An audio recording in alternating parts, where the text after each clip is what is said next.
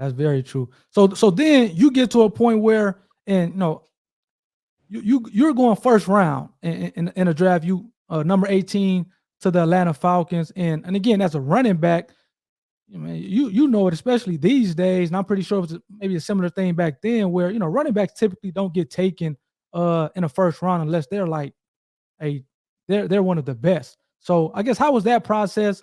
You talk a little bit about that in terms of leading up to the draft, declaring for the draft your junior year, leading up to it, getting drafted by the Falcons. Again, like I said, growing up, I was like in middle school, high school at this time in 2001.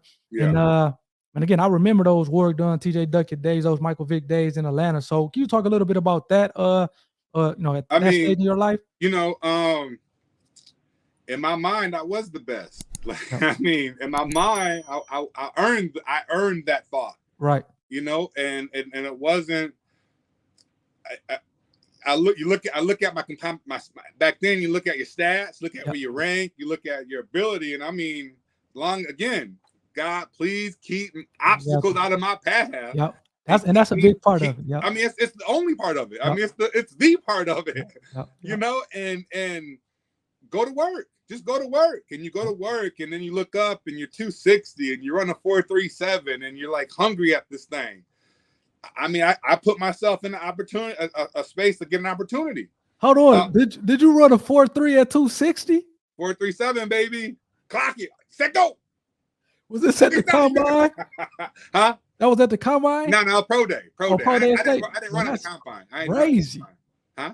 That's crazy. Yeah. But that was the work. Yeah. I believe that. Yeah. In high school, I ran a 10.600.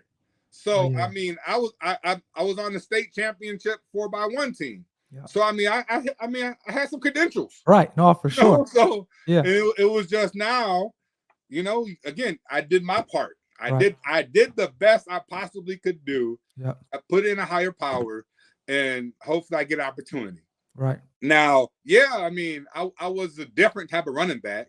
So did I dream of being a first round draft choice? Yes. In 5th grade, I wrote down. Really? I wrote, and I got that paper too. But in 5th grade, I wrote in the 2000, 2001, 2002, 2003 draft. Like, I wrote all those 3, 4, 5 years. So I didn't know. Yeah. I knew. I wrote all of them, and I wrote my name. I had a blank, and selected by had a blank.